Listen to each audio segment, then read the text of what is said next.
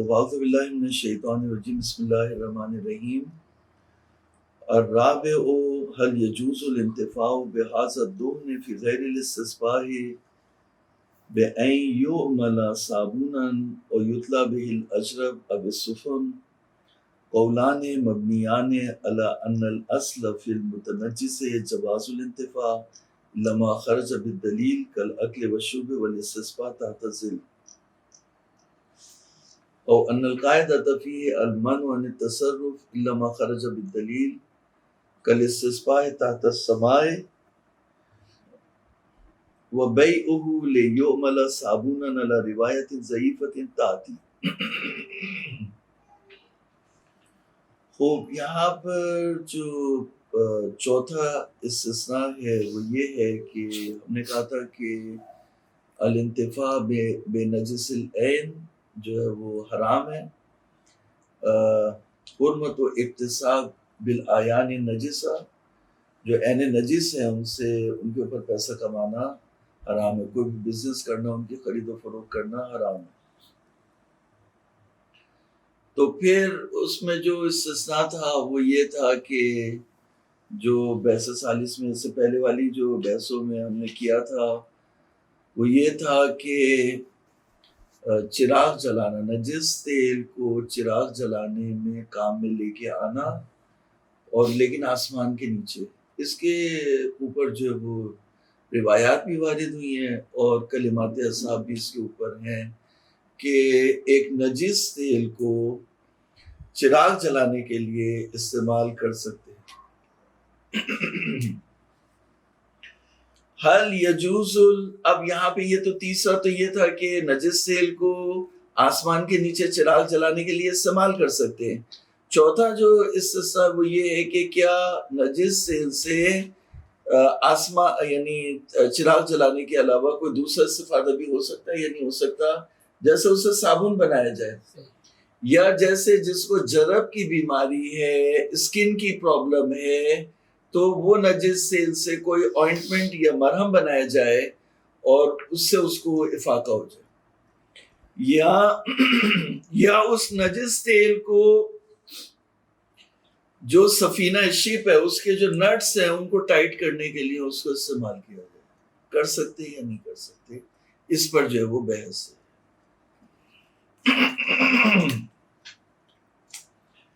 الرابع هل يجوز الانتفاع بهذا الدهن في غیر الاستصباح. استصباح کے بارے میں تو روایت وارد ہوئی ہے.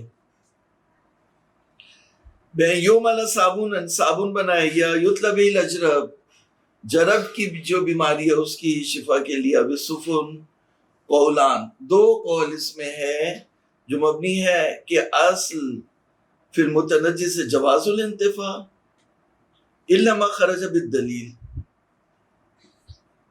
یہ پہلے والی اصل ہے، یہ اصل جواز ہے، یعنی الاصل فی المتنجس جواز الانتفاع. جواز الانتفاع کے بجائے آپ اس کے اوپر الف لام لگا لیں الجواز، یعنی جائز ہے. تو اصل جائز ہے وہ چیزیں جو حرام ہیں، جیسے مثال کے طور پر کھانا حرام ہے، پینا حرام ہے، تو جو جن چیزوں کے اوپر ناس آ گئی وہ حرام ہو جائیں گے استفادے، باقی چیزوں کے لیے جائز ہو جائے. تو اصالت الجواز ہو گئی اصل. تو اگر اصالت الجواز آپ نے اس والے قول کو لے لیا تو جس طرح سے ایک نجس تیل کو آسمان کے نیچے چراغ جلانے کے کام میں لاتے ہیں، اسی طرح سے اس کو صابن بھی بنا سکتے ہیں. اسی طرح سے جرب کی جو اسکن کی بیماری ہے اس کے لیے مرہم بھی بنا سکتے ہیں، اور اس کو سفینے اور دوسرے کاموں میں بھی لا سکتے ہیں. او ان القاعدہ فی المنع عن التصرف، یا قاعدہ یہ ہے کہ تصرف جو ہے وہ حرام ہے، منع کیا گیا تصرف سے الا ما خرج بالدلیل، مگر دلیل جس چیز کو جائز قرار دے دے. اور جو مستثنی ہوا ہے وہ کیا ہوا ہے؟ وہ استثباء تحت السماء ہوا ہے. چھت کے نیچے اگر کوئی چراغ جلائے تو اس کی اجازت نہیں ہے. سے آسمان کے نیچے چراغ جلائے نجس تیل سے تو اس کی اجازت ہے. وَبَيْعُهُ لِيُعْمَلَ صَابُونًا، یعنی بیچے اس تیل کو تاکہ اس سے صابن بنانے کے کام میں اس کو لے کر کے آئے. اللہ روایت ضعیفت تاتی، یعنی ایک روایت ضعیفہ کی بنیاد پر جو آ رہی ہے. تو اگر آپ نے اس روایت کو مان لیا تو وہ مستثنا ہو جائے گا. اگر روایت کو نہیں مانا تو اصل یہ ہے کہ نجس چیز سے آپ استفادہ نہیں کر سکتے. اصالت الجواز نہیں ہے، دوسرے قول کی بنا پر اصل جو ہے وہ منع ہے. کہہ رہے ہیں والذی سرا بہ فی مفتاح الکرامۃ هو الثانی، صاحب مفتاح الکرامہ جو دوسرے قول کو پسند کرتے ہیں، وہ وافق، پہلے یہ مخالفوں کو جمع کر رہے ہیں، پہلے سارے مخالفوں کو جمع کریں گے اور سب کو لائن میں کھڑا کریں گے، پھر سب کو جو ہے وہ پٹک دیں گے اکٹھا جو ہے وہ بند کر کے اور پھر سب کو جو ہے وہ الٹا کر دیں گے، یعنی سب کی بات غلط کر دیں گے. والذی سرا بہ فی مفتاح الکرامۃ هو الثانی ووافقہ بعض مشایخنا المعاصرین، ہمارے اساتذہ میں سے بھی جو بعض معاصر ہیں وہ بھی اسی کے قائل ہیں. وہ ظاہر ہو، یہ اشارہ ہے معاصرین میں اگر شیخ انصاری کر رہے ہیں تو صاحب جواہر کی طرح. وہ ظاہر جماعت من القدماء، قدماء بھی اسی کے قائل تھے کہ نجس چیز سے کوئی فائدہ نہیں اٹھا سکتے.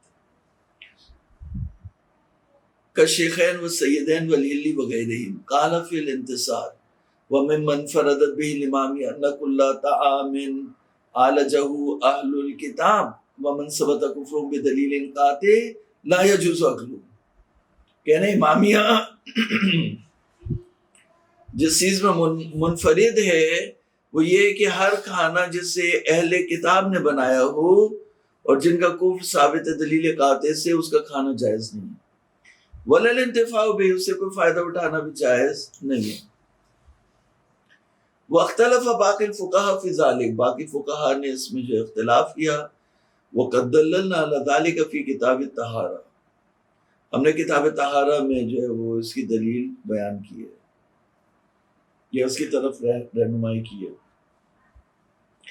حیث دللنا علی ان سور الکفار نجس، ہم نے دلیل پیش کی ہے کہ کفار کا جھوٹا جو ہے وہ جھوٹا پانی، کفار کا جھوٹا نجس ہوتا ہے. وقال فی المبسوط فی الماء المضاف انہ مباح التصرف فیہ بانواع التصرف فیہ ما لم یقع فیہ نجاست. شیخ توسی نے مبسوط میں یہ کہا کہ مائع مضاف مباح التصرف ہے، جتنے بھی تصرفات اس سے کرنا چاہ رہے ہیں بے انواع تصرف مباح ہے، ما لم یقع فیہ نجاست، جب تک نجاست اس میں نہ گرے. فَإِنْ وَقَعَتْ فِيهِ نِجَاسَةٌ، اگر نجاست اس میں گر گئی، متنجس ہو گیا مائع مضاف، لم يجوز استعمالہ علی حال، تو کسی حال میں بھی اس کا استعمال کرنا جائز نہیں ہے. وقال فی حکم الماء المتغیر بالنجاسہ، اگر کوئی پانی نجاست سے نجس ہو گیا تو متنجس ہو گیا، متغیر بالنجاسہ متنجس ہوا، لا یجوز استعمالہ الا عند ضرورت للشرب لا غیر، تو اس کا استعمال کرنا جائز نہیں ہے مگر صرف پینے کے لیے، وہ بھی مجبوری کی حالت میں مر رہے. وقال فی النہایت وان کان ما حصل فیہ المیتۃ مائعا لم یجوز استعمالہ علی حال ووجب احراقہ. کہہ رہے ہیں کہ نہایہ میں شیخ نے فرمایا، یہ قدماء کی نظر بیان کر رہے ہیں کہ جو کچھ بھی جس چیز میں بھی میتہ مردار پایا گیا، وان کان ما حصل فیہ المیتۃ، جس چیز میں بھی میتہ پایا گیا مائع ہو تو اس کا استعمال کرنا جائز نہیں ہے. علی حال، کسی حال میں بھی، وہ وجب احراقہ، اس کا پھینکنا واجب ہے. وہ قریب منہ عبارت المقنع، مقنع کی عبارت میں بھی جو ہے وہ یہی بات آئی. وقال فی الخلاف، خلاف میں کیا کہا؟ اب شیخ توسی کی ایک کتاب تو نہیں ہے، مقنع بھی ہے، نہایہ بھی ہے، خلاف بھی ہے، تو یہ ساری فی حکم السمن والبزر والشیرج والزیت. سمن یعنی وہی تیل، بزر یعنی بیج، اور شیرج جو ہے وہ بظاہر جو ہے وہ مٹھا یا دہی اس ٹائپ کی کوئی چیز ہوتی، اور والزیت یعنی تیل.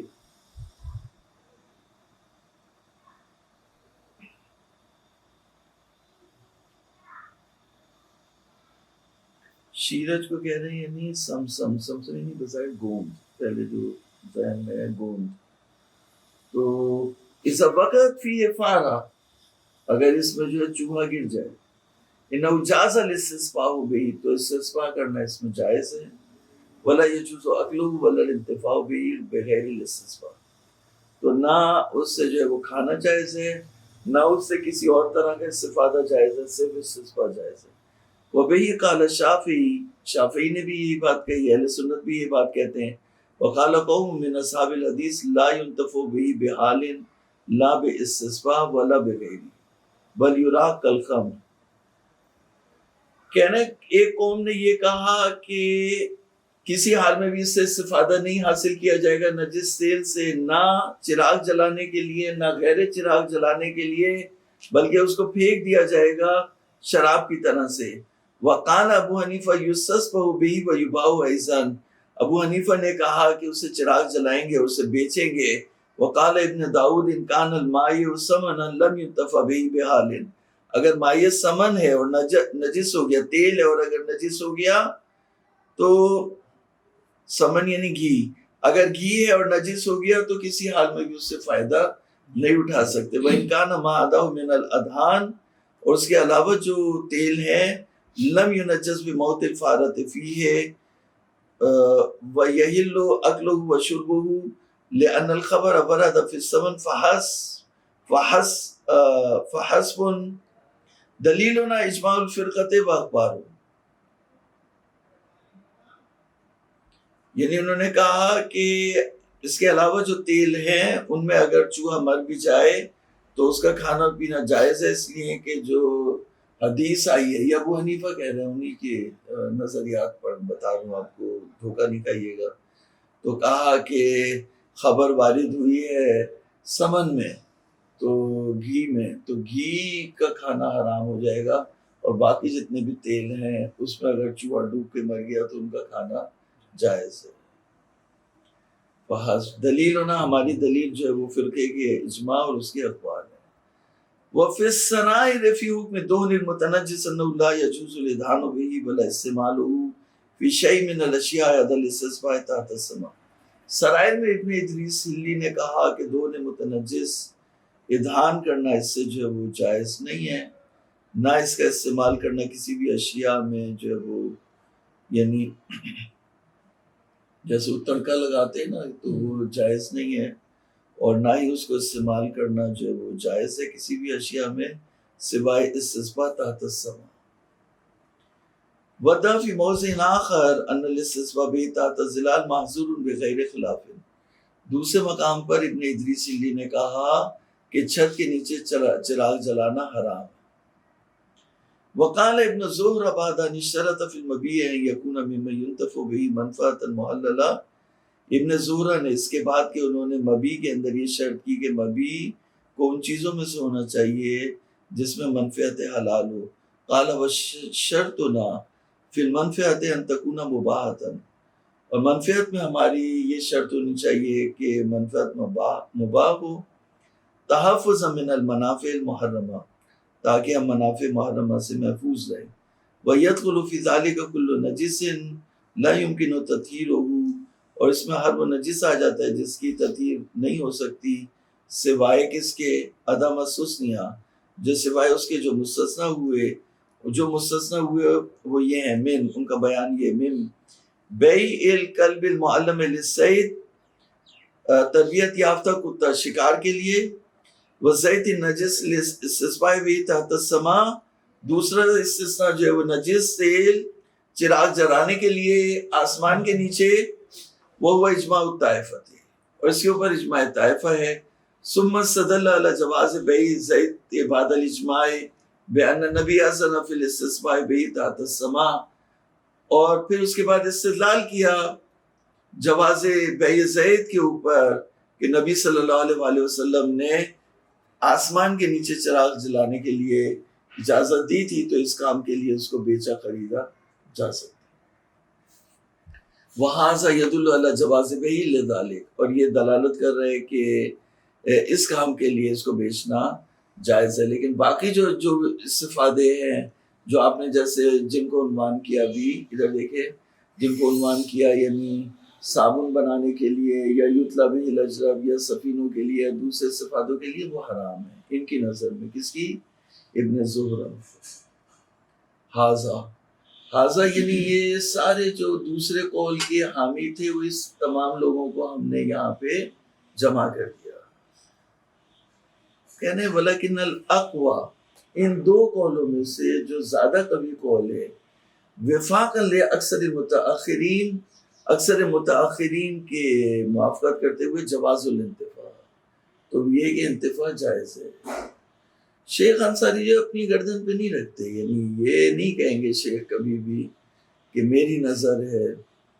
شیخ اگر اپنی نظر بیان کریں گے تو پہلے جو وہ 1000 اپنے حمایتی اکٹھا کریں گے علماء میں سے کہ ان کی بھی ہے، ان کی بھی ہے، ان کی بھی ہے، تاکہ اگر کوئی غلطی ثابت ہو تو پہلے ان کی ہو پھر بعد میں شیخ کی ہو، تو بندوق صرف ان کو نہ لگے، تو اپنے کندھے پہ نہیں رکھتے شیخ۔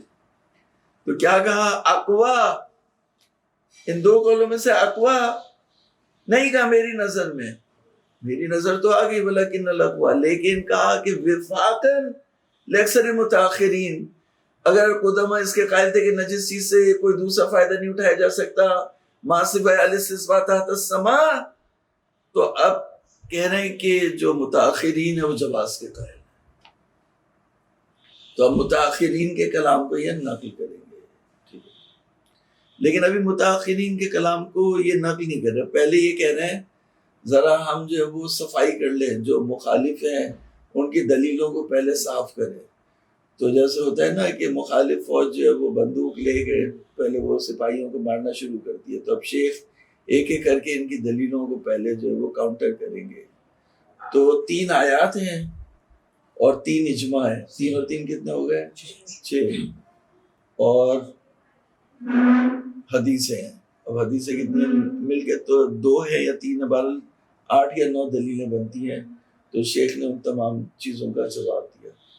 تو آیات جو 3 ہے، ایک تو پہلی جو ہے وہ یہ ہے کہ انما حرمت علیکم المیتۃ والدم ولحم الخنزیر وما اہل بہ لغیر اللہ، اس سے استفادہ کیا، انہوں نے کہا ہے کہ جب اس آیت کریمہ میں کہا کہ تمہارے اوپر حرام ہے کیا، انما حرمت علیکم المیتۃ، میتہ حرام ہے، والدم، دم حرام ہے، ولحم الخنزیر، تو یہ ساری چیزیں نجس ہیں، تو نجس سے استفادہ کرنا حرام ہے، یہ ان کی تقریب استدلال ہے۔ اور جو زید جس میں چوہا مر گیا وہ بھی نجس ہے، تو اس سے استفادہ کرنا بھی کیا ہے؟ حرام۔ شیخ نے کہا کہ یہ جو حرام ہے یہ حرمت تمام چیزوں پہ ہے، جسے کہا کہ حرام، حرمت علیکم المیتۃ، تو میتر سے تمام استفادے حرام ہے یا صرف کھانا حرام ہے؟ لکھے یہ سوال صرف لکھ لیں، باقی آپ کو بحث خود ہی ہو جائے گی کہ آیت لکھے، اتنی لکھ لیں، حرمت علیکم المیتۃ والدم ولحم الخنزیر۔ دیکھیے اب سوال یہ ہے کہ کیا چیز حرام ہے؟ تمام فائدے حرام ہیں یا صرف کھانا پینا حرام ہے؟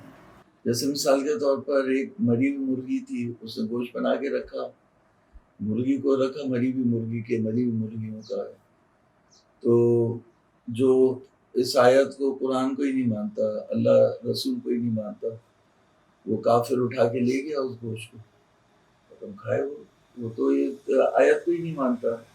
یا مثال کے طور پر جو مانتے، تو ایک شخص آیا، اس گوشت کو لے کے گیا اور اس نے پرندوں کو ڈال دیا، تو پرندوں کو ڈالنے میں کون سی حرمت ہے؟ تو جب کہا حرمت علیکم المیتۃ والدم ولحم الخنزیر، وہ خون تمہارے لیے حرام ہے، تو خون سے جو ہے وہ زندگی بچانا بھی کیا حرام ہے، یا خون کا پینا حرام ہے، میتے کو، پرندوں کو ڈالنا بھی حرام ہے، یا یہ کہ میتے کو کھانا، مردار کو کھانا مسلمان کے لیے کیا ہے؟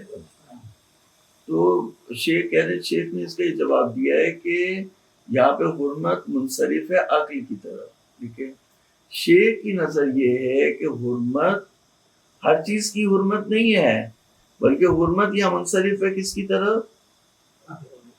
عقل و شرب کی طرف۔ شیخ کی نظر یہ ہے کہ حرمت یہاں پر یعنی آیت کریمہ میں حرمت منصرف ہے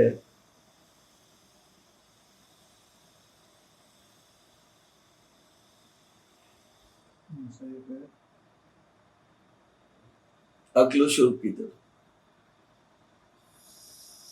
کھانے پینے کی طرف۔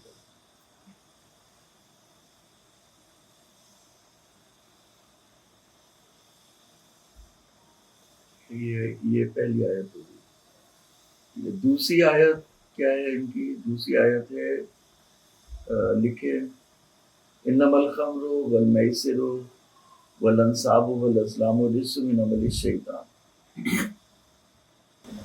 تو تقریب استدلال یہ ہے کہ اس آیت کریمہ میں ہر رجس سے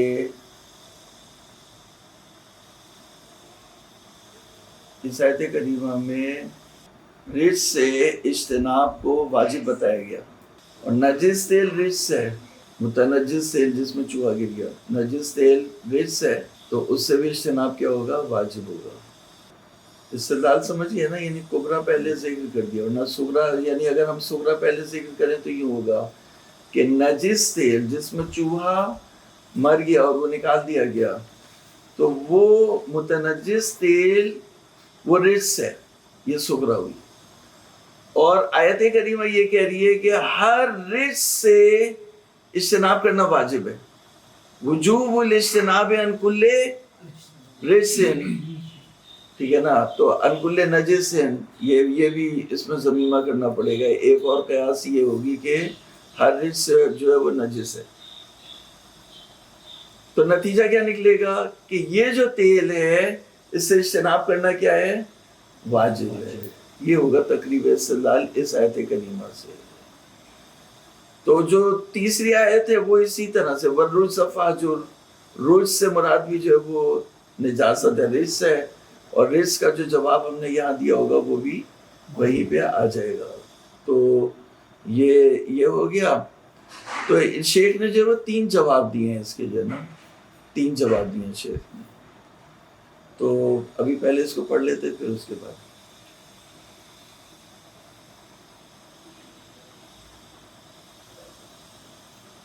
ھذا ولکن اللغو وفاقا لاکثر المتأخرین جواز الانتفاع لما خرج بالدلیل ويدل علیہ اصالۃ الجواز وقاعدته للانتفاع بما في الارض ولا حاکم علیہ سوى ما يتخیل من بعض الآیات والاخبار ودعوى الجماعت المتقدمۃ الاجماع۔ اجماع مفعول پڑھیں گے، کہہ رہے ہیں کہ ہماری 2 دلیلیں ہیں، ایک تو اصالت الجواز ہے، ہر چیز اللہ تعالیٰ نے جائز کی ہے، مگر وہ چیز جس کے اوپر نص آ جائے کہ حرام ہے، تو جس چیز کے بارے میں نہیں جانتے اس کے لیے ہمیں دلیل نہیں چاہیے، مخالف کو دلیل چاہیے، ہمارے لیے اصالت الجواز کافی ہے۔ دوسری جو دلیل ہے وہ ہے کیا؟ قاعدۃ الانتفاع بما فی الارض، یعنی اللہ تعالیٰ نے جو بھی چیزیں زمین پر ہے ان سے استفادہ ہمارے لیے حلال رکھا ہے۔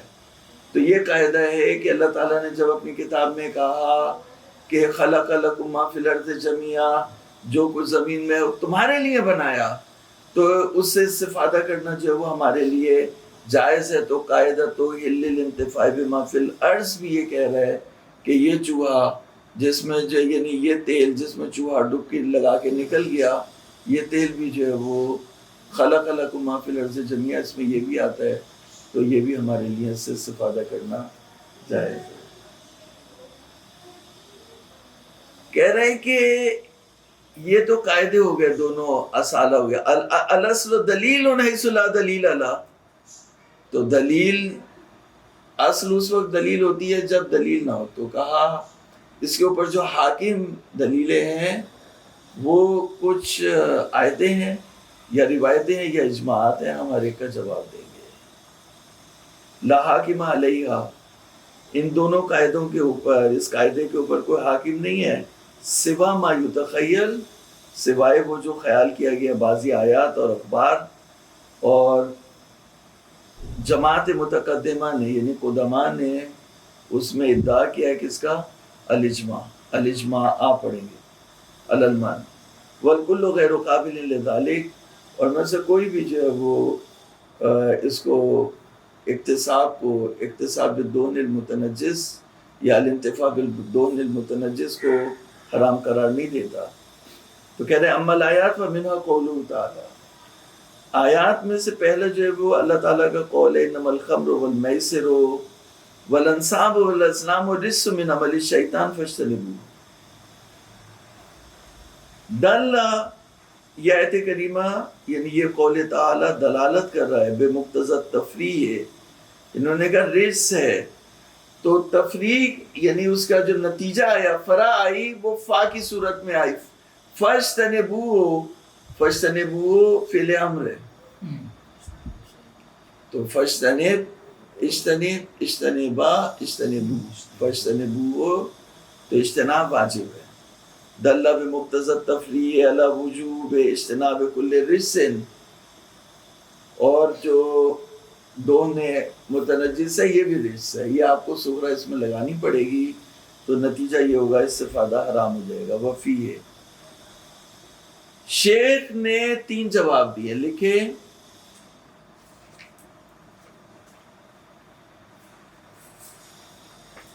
رجس سے مراد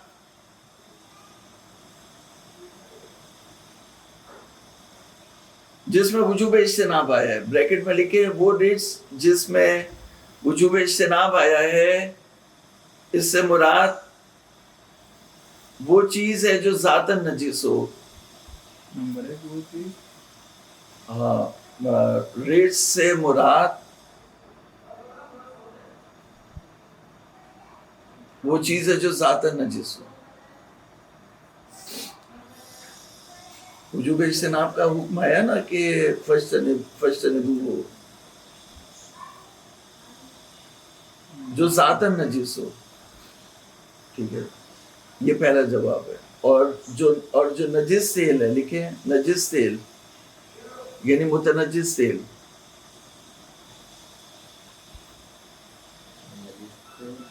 متنجس تیل ذاتاً نجس نہیں ہے، وہ تو ذاتاً پاک تھا، چوہا اس میں ڈبکی لگایا تو وہ نجس ہو گیا، تو وہ متنجس ہے، نجس نہیں ہے۔ عربی زبان میں نجس اس کو بولتے ہیں جو نجس العین ہو، ذاتاً نجس۔ یہ ہو گیا پہلا جواب۔ دوسرا جواب یہ کہ جس نجس سے اجتناب کے لیے کہا گیا وہ عمل شیطان ہے، جیسے جوا کھیلنا، جس نجس چیز سے وجوب اجتناب کا حکم ہے، جس نجس چیز پر وجوب اجتناب کا حکم آیا، جس نجس چیز پر وجوب اجتناب کا حکم آیا وہ ان چیزوں میں سے ہے جو عمل شیطان ہو، جیسے جوا کھیلنا، نہ ہر نجس۔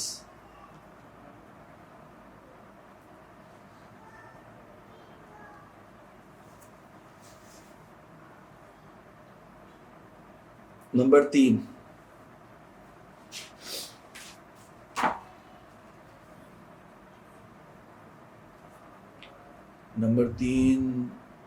ہاں اب اس کو پڑھ لے۔ ہاں نمبر 3 یہ لکھے اگر ہم اس کے قائل ہو جائیں کہ آیت متنجس کو بھی شامل ہو رہی ہے،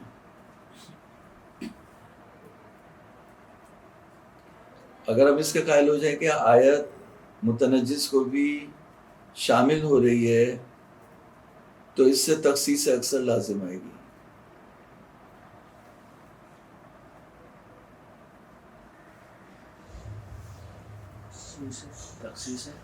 تخصیص اکثر لازم ہے۔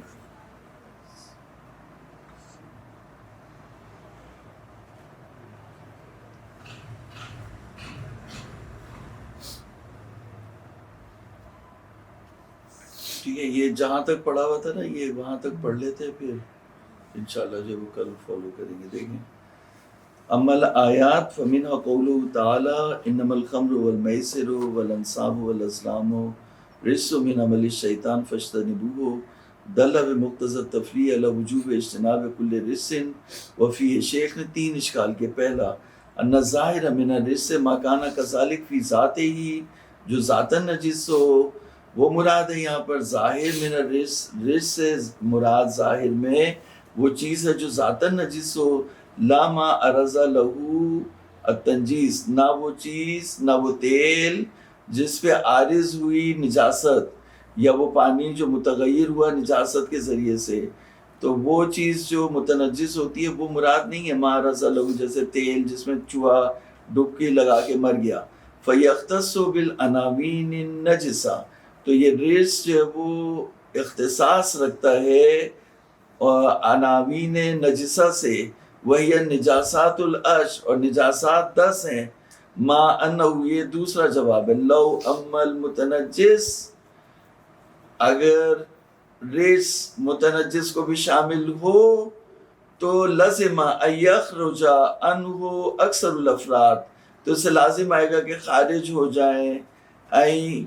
لازم ان یخرج عنہ اکثر الافراد، اکثر افراد اس کے جو ہے وہ خارج ہو جائیں، یعنی تخصیص اکثر لازم آئے گی. فإن اکثر المتنجسات لا یجب الاجتناب منہ، اس لیے کہ اکثر متنجسات سے شریعت اجتناب کو واجب قرار نہیں دیتی. یعنی تیسرا والا جواب ہے. یہ تیسرا اور جو دوسرا جواب ہے وہ یہ ما ان وجوب الاجتناب ثابت فی ما کان رجسا من عمل الشیطان، یعنی وجوب اجتناب ہر رجس سے ثابت نہیں ہے، ثابت ہے فی ما کان رجسا، وہ ایسا رجس ہو جو عمل شیطان میں سے ہو، یعنی من مبتدعات الشیطان ہو، شیطان کے اختراعات اور ایجادات میں سے ہو.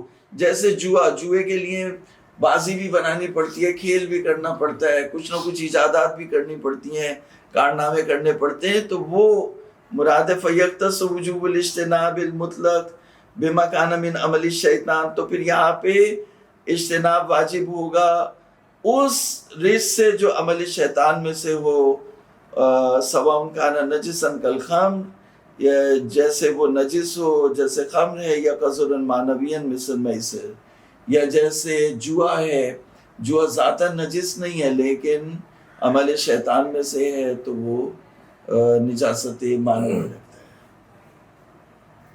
ومن المعلوم ان المائعات المتنجسہ كالدہن والطین والصبغ، دہن یعنی تیل، تین یعنی مٹی، صبغ یعنی رنگ، والدبس، دبس بھی جو ہے وہ تیل کو ہی بولتے ہیں، تیل اور گھی اور اسی طرح کی چیزوں کو. اذا تنجست لیست من اعمال الشیطان، جب یہ نجس ہو جائے تو یہ اعمال شیطان میں سے نہیں ہے. مٹی جو وہ عمل شیطان میں سے نہیں ہے، دون عمل شیطان میں سے نہیں ہے. وَإِنْ أُرِيدَ مِنْ عَمَلِ الشَّيْطَانِ عَمَلُ الْمُكَلَّفِ الْمُتَحَقِّقِ فِي الْخَارِجِ بِإِغْوَائِهِ لِيَكُونَ الْمُرَادُ بِالْمَذْكُورَاتِ اسْتِعْمَالُهُ عَلَى النَّحْوِ الْخَاصِّ فَالْمَعْنَى أَنَّ الْانْتِفَاعَ بِهَذِهِ الْمَذْكُورَاتِ رِجْسٌ مِنْ عَمَلِ الشَّيْطَانِ. اور اگر عمل شیطان سے مراد عمل مکلف ہے، مکلف کا عمل ہے جو متحقق ہوتا ہے خارج میں، بے اغواء شیطان، شیطان کے گمراہ کرنے سے انسان جو کام انجام دیتا ہے، اگر وہ مراد ہے عمل شیطان سے، وَإِنْ أُرِيدَ مِنْ عَمَلِ الشَّيْطَانِ عَمَلُ الْمُكَلَّفِ، جو متحقق ہوتا ہے خارج میں بے اغواء شیطان، لِيَكُونَ الْمُرَادُ بِالْمَذْكُورَاتِ اسْتِعْمَالُهُ عَلَى النَّحْوِ الْخَاصِّ، تاکہ یہ جو چیزیں ذکر کی گئیں خمر اور میسر اور انصاب اور ازلام، یہ جو ہے وہ خاص طریقے سے استعمال کی جائیں تو حرام ہے. تو معنی یہ ہوگا کہ ان چیزوں سے فائدہ اٹھانا رجس من عمل الشیطان، کما یقال فی سائر المعاصی انہا من عمل الشیطان، جیسے کہ گناہ کے بارے میں کہا جاتا ہے کہ یہ عمل شیطان میں سے ہے.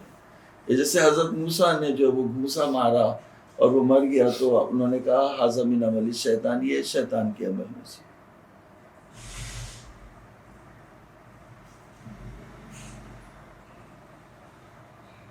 فلا تدل ايضا على وجوب الاجتناب عن استعمال المتنجس، تو دلالت نہیں کر رہا پھر بھی وجوب اجتناب عن استعمال المتنجس، تو بھی جو ہے وہ متنجس کے استعمال سے منع نہیں کر رہا، الا اذا ثبت کون الاستعمال رجسا، مگر یہ کہ آپ کو ثابت کرنا پڑے گا کہ متنجس تیل کا استعمال رجس ہے، وہ اول الکلام، اور یہ اول کلام ہے، وکیف کانا، جس طرح سے بھی آپ کہیں، فالآیۃ لا تدل علی المطلوب، آیت جو مطلوب پہ دلالت نہیں کر رہی، اور وہ من بعض ما ذکرنا، اور جو بعض ہم نے چیزیں ذکر کی اس سے ظاہر ہو گیا ضعف الاستدلال علی ذلک بقولی والرجز فاہجر، اسی طرح سے جو رجز فاہجر، تو رجز کی جگہ آپ رجز لکھ لیں، تو جو بات وہاں کہی تھی وہ یہاں آ جائے گی، سوائے وہ کہ وہاں عمل شیطان کا بھی ذکر ہوا تھا، یہاں پہ عمل شیطان والا جواب نہیں آئے گا، باقی جو دو جواب ہیں وہ یہاں پہ آ جائیں گے، بناء علی ان الرجز هو الرجس واضف من الکل الاستدلال بآیت تحریم الخبائث، یعنی وہ جو سورہ اعراف کی آیت نمبر 157 ہے، 157، کہ نبی کریم صلی اللہ علیہ وآلہ وسلم یحل لهم الطیبات ویحرم علیہم الخبائث، اگر کوئی اس آیت کریمہ سے استفادہ کرے تو اس کو یہ پہلے یہ ثابت کرنا پڑے گا کہ متنجس تیل خبیث ہے، جبکہ متنجس تیل کو خبیث نہیں کہتے، وَأَضَفَ مِنَ الْكُلِّ الاستدلال بآیت تحریم الخبائث بلان علی کل متنجس خبیث، والتحریم المطلق یفید تحریم عموم الانتفاع، اذ لا يخفى ان المراد هنا حرمت الاکل بقرینۃ مقابلتہ بحلیت الطیبات، کہہ رہے ہیں کہ اول تو ثابت ہی نہیں ہو سکتا کہ ایک تیل جس میں چوہا ڈوب کے مر گیا وہ خبیث ہے، تو اگر ہم یہ مان بھی لیں کہ وہ خبیث ہے، اور آیت میں کہا یحرم علیہم الخبائث، تو ہم سوال پوچھیں گے کہ یحرم بقول مطلق ہے یا منصرف ہوتا ہے اکل اور شرب کی طرف؟ اگر آپ کہیں گے کہ منصرف ہو رہا ہے اکل اور شرب کی طرف، تو سائر استفادے جو ہے وہ کیا ہو جائیں گے؟ حلال ہو جائیں گے۔ وہ تحریم المطلق، اگر تحریم مطلق کے قائل ہوئے تو تحریم انتفاع آئے گا، اصلاح یکفا، مخفی نہ رہے کہ مراد یہاں پہ یہ ہے کہ کھانا پینا حرام ہے، اس لیے کہ یہ آیت کریمہ اس آیت کریمہ کے مقابلے میں جس میں کہا یحل لہم الطیبات، تو طیبات سے کیا کرتے ہیں؟ کھاتے پیتے ہیں، تو جب وہ خبیث چیزیں ان کو کھانا پینا حرام ہے، تو حرمت جو ہے وہ بطور مطلق نہیں آ سکتی، بلکہ منصرف ہوگی کس کی طرف؟ کھانے پینے کی طرف۔ وَأَمَّا الْأَخْبَارُ فَصَلَّى اللَّهُ عَلَى مُحَمَّدٍ وَآلِهِ الطَّيِّبِينَ الطَّاهِرِينَ۔